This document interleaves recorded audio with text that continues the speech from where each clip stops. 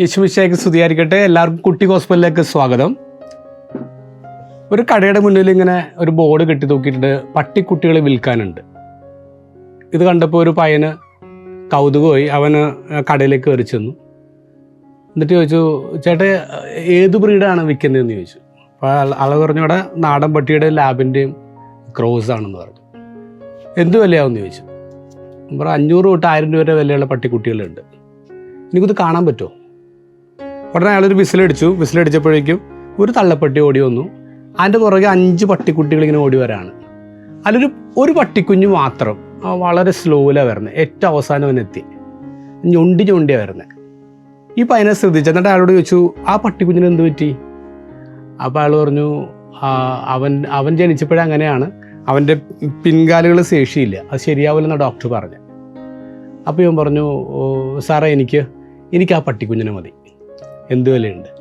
എടാ ആ പട്ടിക്കുഞ്ഞിനാണെങ്കിൽ നീ ഫ്രീ ആയിട്ട് എടുത്തോ, കാശൊന്നും തരണ്ട, ഫ്രീ ആയിട്ട് എടുത്തോ എന്ന് പറഞ്ഞു.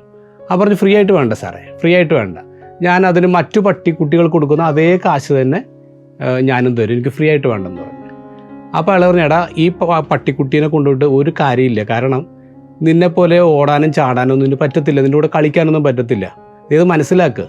നീ വേറെ നല്ല പട്ടിക്കുട്ടികളുണ്ടല്ലോ, അതിനെ കൊണ്ടുപോകും, നീ ഇതിനെ തന്നെ വേണമെങ്കിൽ നീ ഇത് ഫ്രീ ആയിട്ട് കൊണ്ടുപോയിക്കോ പറഞ്ഞു. സാർ ഫ്രീ ആയിട്ട് വേണ്ട, എൻ്റെ കയ്യിൽ 500 രൂപയുണ്ട്, ബാക്കിയുള്ള പൈസ അടുത്ത മാസം തരാം. അപ്പോൾ വീണ്ടും അയാൾ പറഞ്ഞു, എടാ നിന്നോട് പറഞ്ഞ് മനസ്സിലാക്കടാ. അപ്പോൾ അവൻ ഉടനെ തന്നെ അവൻ്റെ വലത്തെ കാലിലെ പാൻസ് എന്നെ പൊക്കി കാണിച്ചു. അവിടെ വളഞ്ഞു പുളഞ്ഞ കാലും അതിൽ പിടിപ്പിച്ച സ്റ്റീൽ അയൺ റോഡുമാണ് ഉള്ളത്. അപ്പോൾ അവനിങ്ങനെ പറഞ്ഞു, സാറേ ഇവനെ മനസ്സിലാക്കാൻ എനിക്കല്ലേ പറ്റത്തുള്ളൂ, ഇവനെപ്പോലെ ഓടാനും എനിക്ക് പ്രയാസമുണ്ട്, പക്ഷേ ഇവൻ്റെ ബുദ്ധിമുട്ടും ഇവൻ്റെ പ്രശ്നങ്ങളും മനസ്സിലാക്കാൻ എന്നെപ്പോലൊരു കൂട്ടല്ലേ ഇവന് ആവശ്യം, എനിക്ക് ആ പട്ടിക്കുഞ്ഞിനെ മതി. അങ്ങനെ അവൻ ആ പട്ടിക്കുഞ്ഞിനെയും കൊണ്ടുപോവാണ്. ഇന്നത്തെ ഹോസ്പിറ്റലിൽ നമ്മൾ കാണുന്നത് ഒരു സ്പെഷ്യൽ കൂട്ടും ഒരു സ്പെഷ്യൽ ട്രീറ്റ്മെൻറ്റുമാണ് ഈശോയുടെ അടുത്തേക്ക് കുറച്ച് ആൾക്കാർ ഒരു മനുഷ്യനെ കൊണ്ടുവരുന്നു. അവൻ ഡെഫ് ആൻഡ് ഡംബ് ആണ്, അവന് സംസാരിക്കാൻ പറ്റില്ല, അവന് കേൾക്കാൻ പറ്റില്ല. അവനെ ആ കൂട്ടുകാർ കൊണ്ടുവന്നിട്ട് ഈശോയുടെ അടുത്തേക്ക് കൊണ്ടുവന്നിട്ട് അവർ പ്ലീഡ് ചെയ്യണം, അവർ അപേക്ഷിക്കുകയാണ് ഇവനെ സുഖപ്പെടുത്തണമെന്ന് പറഞ്ഞിട്ട്. ഇത് സ്പെഷ്യൽ കൂട്ടെന്ന് പറയാൻ കാരണം ഇവൻ ഡെഫ് ആൻഡ് ഡംബ് ആയിട്ടുള്ളൊരു പയ്യനാണ്. പക്ഷേ സാധാരണ രീതിയിൽ എന്താ സംഭവിക്കുന്നത്, അത്തരം ആൾക്കാർക്ക് ഫ്രണ്ട്സ് കുറയും, ചങ്കെന്ന് പറയാനുള്ള ഫ്രണ്ട്സ് കുറയും, കാരണം അവരായിട്ട് കമ്പനി വിടുന്ന അതേ ആൾക്കാരൊന്നും ഉണ്ടാവില്ല.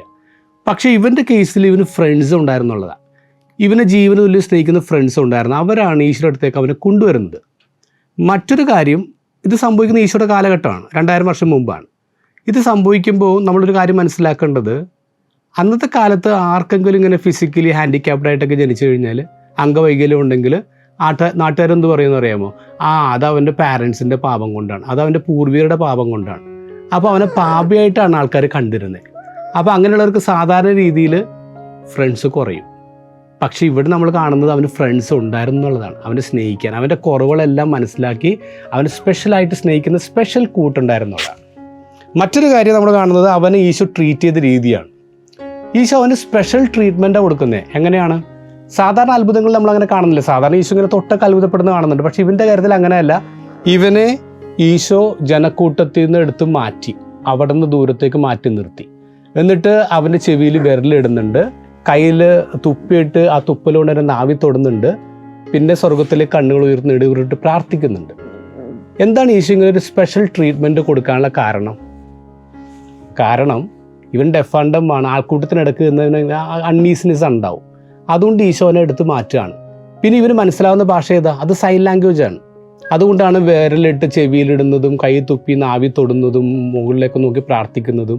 സോ ഈ ക്യാൻ കമ്മ്യൂണിക്കേറ്റ്, അവൻ്റെ ഭാഷ ഈശോ സംസാരിച്ചെന്നുള്ളതാണ്. അതാണ് സ്പെഷ്യൽ ട്രീറ്റ്മെൻറ്റ് എന്ന് പറയുന്നത്. അപ്പോൾ കുറവുള്ള മനുഷ്യൻ്റെ സ്പെഷ്യലായിട്ടുള്ള ആൾക്കാരുടെ ഭാഷ സംസാരിക്കാൻ പറ്റണം എന്നുള്ളതാണ്. ഇനി മക്കളെ, നിങ്ങളോട് എനിക്കൊരു കാര്യം പറയാനുള്ളത്, നിങ്ങൾക്ക് എത്ര ഫ്രണ്ട്സ് ഉണ്ട്?